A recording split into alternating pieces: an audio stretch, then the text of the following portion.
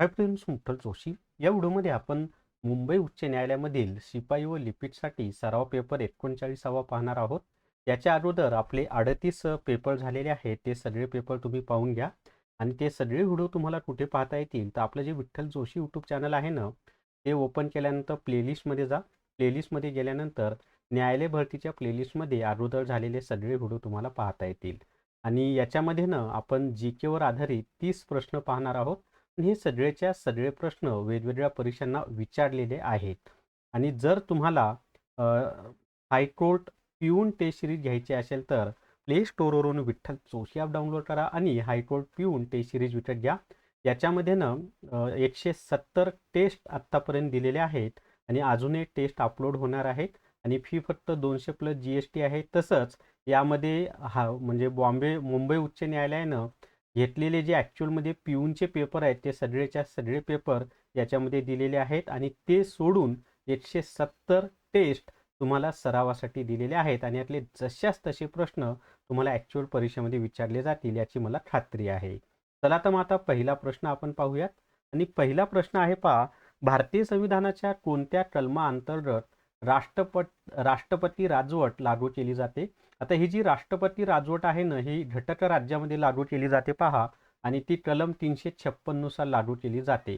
कलम 352 नुसार राष्ट्रीय आणीबाणी आहे. कलम 352 कशाशी संबंधित आहे तर राष्ट्रीय आणीबाणीशी संबंधित आहे. त्याच्यानंतर कलम 356 घटक राज्याची आणीबाणी, ज्याला आपण राष्ट्रपती राजवट म्हणतो. आणि कलम 360 हे आर्थिक आणीबाणीशी संबंधित आहे. आर्थिक आणीबाणी भारतामध्ये आत्तापर्यंत एकदाही लागू झालेली नाही, हे सुद्धा सर्वांनी लक्षात ठेवा. आणि हे 3 कलम खास करून लक्षात ठेवा. 352 राष्ट्रीय आणीबाणी, कलम 356 घटक राज्याची आणीबाणी किंवा राष्ट्रपती राजवट आणि कलम 360 आर्थिक आणीबाणी. ब्लॅक होल म्हणजेच कृष्णविवर ही संकल्पना सर्वात आधी कोणी मांडली? तर ब्लॅक होल किंवा कृष्णविवर ही जी संकल्पना आहे ना, ही सर्वात आधी जॉन व्हीलर यांनी मांडलेली आहे. हे त्याचं उत्तर आहे, जॉन व्हीलर यांनी ही संकल्पना मांडलेली आहे. मानवी शरीरातील कोणत्या ग्रंथीला मास्टर ग्रँड असे म्हटलं जातं? तर मानवी शरीरामधील पियुशिका, त्याला आपण पिट्युटरी असं म्हणतो, ही जी ग्रंथी असते जी की आपल्या मेंदूच्या खाली असते पहा, तिलाच मास्टर ग्रँड असं म्हणतात. कारण मानवी शरीरामध्ये जेवढ्या ग्रंथी आहेत ना, त्या सर्वांवर या पियुशिका ग्रंथी किंवा पिट्युटरी ग्रंथीचं नियंत्रण असतं, म्हणून तिला मास्टर ग्रँड असं म्हटलं जातं. आणि खूप परीक्षांना हा प्रश्न रिपीट होतो आणि ती मेंदूमध्ये असते, एकदम छोट्या आकाराची असते, पण सर्व ग्रंथींवर नियंत्रण असतं. आणि मानवी शरीरातील सर्वात मोठी ग्रंथी कोणती आहे तर यकृत आहे, हे पण माहिती असू द्या. आणि व्हिडिओला सर्वांनी लाईक करा. कमीत कमी 500 लाईक आले पाहिजे. किती आले पाहिजे? कमीत कमी 500 लाईक. दक्षिण भारताची गंगा कोणत्या नदीला म्हटले जाते? तर दक्षिण भारताची गंगा गोदावरी नदीला म्हटलं जातं.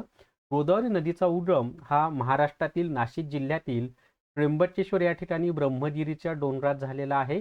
चला त्याच्या पुढे पुढचा प्रश्न पाहूयात. आणि गोदावरी नदी महाराष्ट्रातील 8 जिल्ह्यामधून वाहते बरं का. आणि ती बंगालच्या उपसागराला जाऊन मिळते. जगातील सर्वात खोल गर्ता, त्याला इंग्लिशमध्ये ट्रेंच म्हणतात, कोणती आहे? तर जगातील सर्वात खोल जी गर्ता आहे ना, ती कोणती आहे माहिती आहे का? तर ती आहे मरियाना गर्ता, जी की पॅसिफिक महासागर किंवा प्रशांत महासागरामध्ये आहे. हे त्याचं उत्तर आहे, मरियाना गर्ता. हाही प्रश्न बऱ्याच परीक्षांना विचारलेला आहे आपल्याला. दी इनहेरिटन्स ऑफ लॉस या पुस्तकाचे लेखक कोण आहे? तर दी इनहेरिटन्स ऑफ लॉस हे पुस्तक कोणी लिहिलेलं आहे माहिती आहे का? किरण देसाई यांनी लिहिलेलं आहे. हे त्याचं उत्तर आहे, किरण देसाई. आता त्याच्या पुढे 7वा प्रश्न आपण पाहणार आहोत. रक्ताचा दाब मोजण्यासाठी कोणते उपकरण वापरतात? तर रक्ताचा जर दाब मोजायचा असेल तर त्यासाठी कोणतं उपकरण वापरलं जातं? तर त्याला स्मिग्मो मॅनोमीटर असं म्हटलं जातं. हे त्याचं उत्तर आहे, स्मिग्मो मॅनोमीटर. याच्या सहाय्याने रक्ताचा दाब मोजला जातो. त्याला आपण BP सुद्धा म्हणतो बरं का, ब्लड प्रेशर. संयुक्त राष्ट्रांचे मुख्यालय कोठे आहे? तर संयुक्त राष्ट्राचं जे मुख्यालय आहे ते कुठं आहे? न्यूयॉर्क या ठिकाणी आहे. आता हे न्यूयॉर्क शहर कुठं आहे? तर अमेरिका या देशामध्ये आहे. आणि वॉशिंग्टन DC ही अमेरिकेची राजधानी आहे. पॅरिस ही फ्रान्सची राजधानी आहे. जिनिव्हा स्वित्झर्लंडमधील एक महत्त्वाचं शहर आहे, जिथं हूचं मुख्यालय, वर्ल्ड हेल्थ ऑर्गनायझेशन. भारतीय रिझर्व्ह बँकेची स्थापना कोणत्या वर्षी झाली? तर भारतीय रिझर्व्ह बँकेची स्थापना ही 1935 मध्ये झालेली आहे. पहा, 1935 मध्ये भारत सरकार कायदा झालेला आहे. त्या कायद्यानुसारच रिझर्व्ह बँक ऑफ इंडियाची स्थापना एप्रिल 1935 मध्ये झालेली आहे. 1 एप्रिल 1935.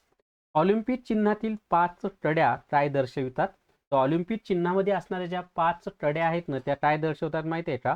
5 खंड दर्शवतात. ॲक्च्युली आपल्या पृथ्वीवर एकूण किती खंड आहेत? 7 खंड आहेत. त्याच्यामध्ये सर्वात मोठा खंड क्षेत्रफळाच्या दृष्टीने आणि लोकसंख्येच्या दृष्टीने हा आपला आशिया खंड आहे. तर ऑलिम्पिक चिन्हामध्ये 5च खंड दर्शवले जातात. अजून 20 प्रश्न आपल्याला पाहिजेत मित्रांनो. पण जर का तुम्हाला हायकोर्ट क्लर्क टेस्ट सिरीज घ्यायची असेल तर प्ले स्टोअरवरून विठ्ठल जोशी ॲप डाउनलोड करा आणि हायकोर्ट क्लर्क टेस्ट सिरीज विकत घ्या. याच्यामध्ये आत्तापर्यंत 350 पेक्षा जास्त टेस्ट मी अपलोड केलेले आहेत. पहा, त्याच्यामध्ये 90 प्रश्नांच्या 10 फुल टेस्ट आहेत आणि बाकीच्या टॉपिक वाईज टेस्ट आहेत. आणि जो काही लिपिडचा सिलेबस आहे तो सर्व सिलेबसनुसार टॉपिक वाईज टेस्ट यामध्ये दिलेले आहेत. त्या 350 आहेत. आणि विशेष म्हणजे हायकोर्टचे जे झालेले पेपर आहेत, actually previous year question paper, ते सुद्धा मी यामध्ये दिलेले आहेत. आणि फी फक्त 200 प्लस GST आहे. त्यासाठी काय करायचं आहे तर प्ले स्टोअरवरून विठ्ठल जोशी ॲप डाउनलोड करा आणि हायकोर्ट क्लर्क टेस्ट सिरीज विकत घ्या. ॲपमध्ये गेल्यानंतर सरळ सेवा भरतीचं फोल्डर ओपन करा. सरळ सेवेच्या फोल्डरमध्ये तुम्हाला ह्या टेस्ट मिळून जातील. चला, त्याच्या पुढचा प्रश्न आहे. आता 18 नंबरचा प्रश्न तुम्हाला स्क्रीनवर दिसेल. आणि प्रश्न असा आहे, प्रकाश वर्षे हे कशाचे एकक आहे? तर प्रकाश वर्षे, ज्याला आपण लाईट इयर म्हणतो, हे कशाचे एकक आहे माहिती आहे का? अंतराचं एकक आहे. पण कोणतं अंतर मोजलं जातं? खगोलामधील किंवा अवकाशामधील, म्हणजे 2 तारे असतील, उपग्रह असतील, यांच्यामधलं, म्हणजे खगोल जे आहेत ना आपल्या अवकाशामधील, त्यांच्या दरम्यानचं अंतर मोजण्यासाठी प्रकाश वर्षे हे एकक वापरलं जातं. कोणत्या जीवनसत्वाच्या अभावामुळे स्कर्वी हा आजार होतो? तर क जीवनसत्वाच्या अभावामुळे स्कर्वी हा आजार होतो. स्कर्वी हा आजार हिरड्यांशी संबंधित आहे. हिरड्यांमधनं रक्त येतं, त्यालाच आपण स्कर्वी असं म्हणतो. जीवनसत्व अच्या अभावामुळे रातांधळेपणा हा आजार होतो. त्याच्यानंतर जीवनसत्व ब च्या अभावामुळे बेरीबेरी आजार होतो. आणि जीवनसत्व ड च्या अभावामुळे कोणता आजार होतो? तर मुडदूस हा आजार होतो. तो हाडांशी संबंधित आहे. आणि जीवनसत्व ड कुठं मिळतं?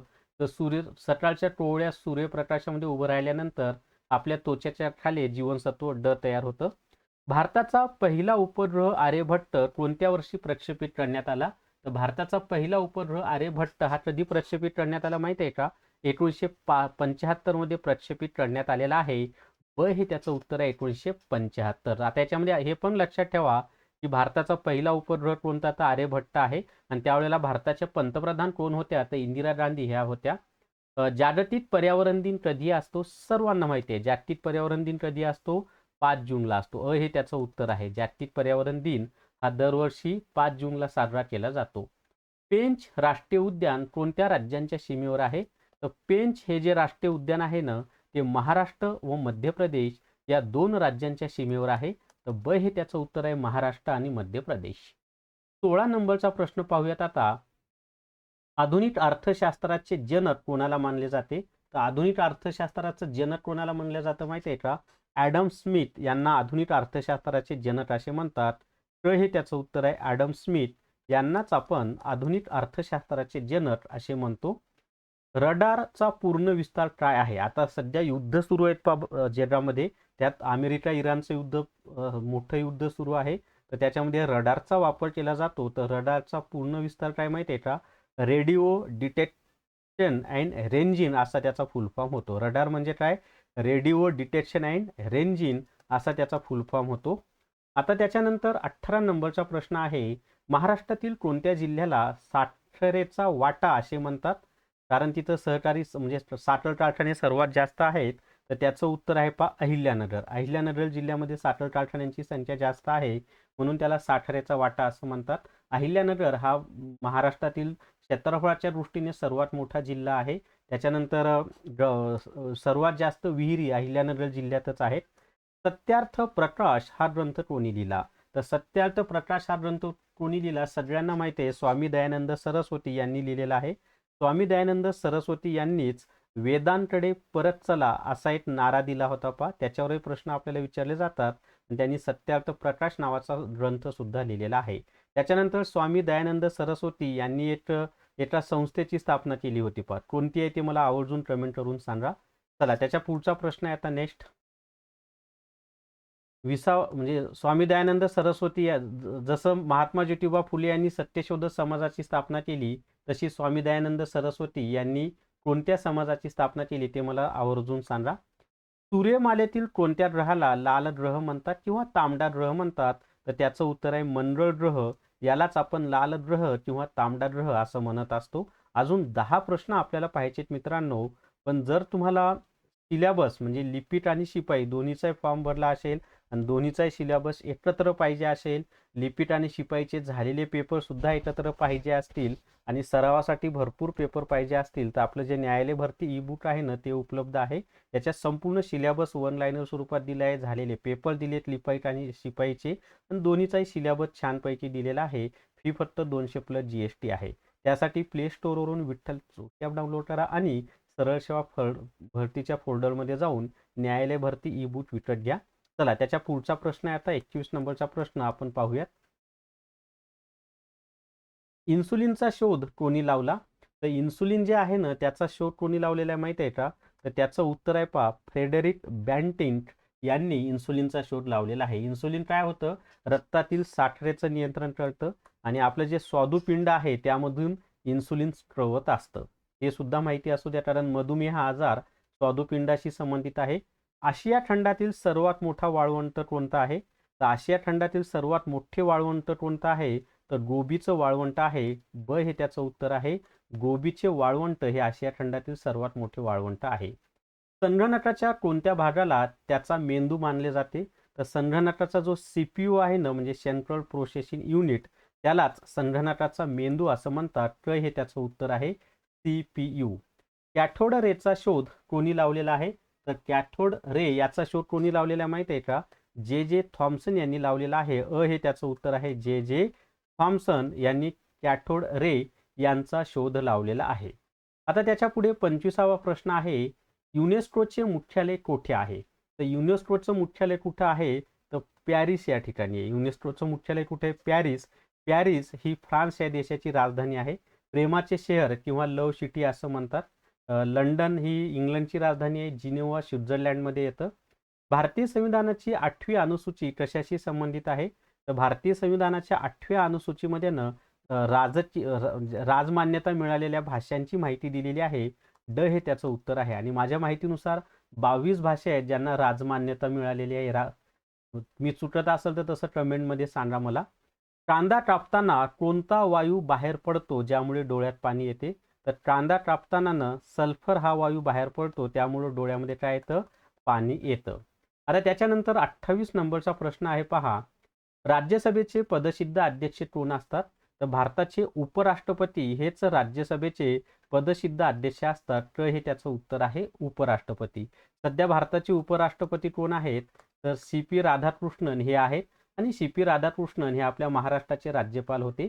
भारतातील सर्वात मोठे गोडे पाण्याचे सरोवर कोणते आहे? तर भारतातील सर्वात मोठे गोडे पाण्याचं जे सरोवर आहे ते उलर हे जे सरोवर आहे, जे की जम्मू काश्मीर या केंद्रशासित प्रदेशामध्ये आहे, ते भारतातील सर्वात मोठं गोड पाण्याचं सरोवर आहे. आता 30वा प्रश्न आहे पहा. रॅमन मॅग्सेसे पुरस्कार कोणत्या देशात मार्फत दिला जातो? तर रॅमन मॅग्सेसे हा जो पुरस्कार आहे ना हा फिलिपिन्स या देशामार्फत दिला जातो. फिलिपिन्स हे त्याचं उत्तर आहे. आणि जर तुम्हाला हायकोर्ट रेकॉर्डेड व्हिडिओ कोर्स घ्यायचा असेल तर प्ले स्टोअरवरून विठ्ठल चोशी ॲप डाउनलोड करा आणि हायकोर्ट रेकॉर्डेड व्हिडिओ कोर्स विकत घ्या. फक्त 500 प्लस GST मध्ये हा कोर्स उपलब्ध आहे आणि याच्यामध्ये संपूर्ण सिलेबस दिलेला आहे, प्लस लिपिकचे झालेले पेपर दिलेले आहेत आणि न्यायालय भरती ई बुक सुद्धा यामध्ये दिलेलं आहे. तर या व्हिडिओमध्ये एवढीच माहिती. या व्हिडिओला सर्वांनी लाईक करा, शेअर करा आणि विठ्ठल चोशी जे आपलं यूट्यूब चॅनल आहे ते सबस्क्राईब करा. थांबूयात. Thank you very much.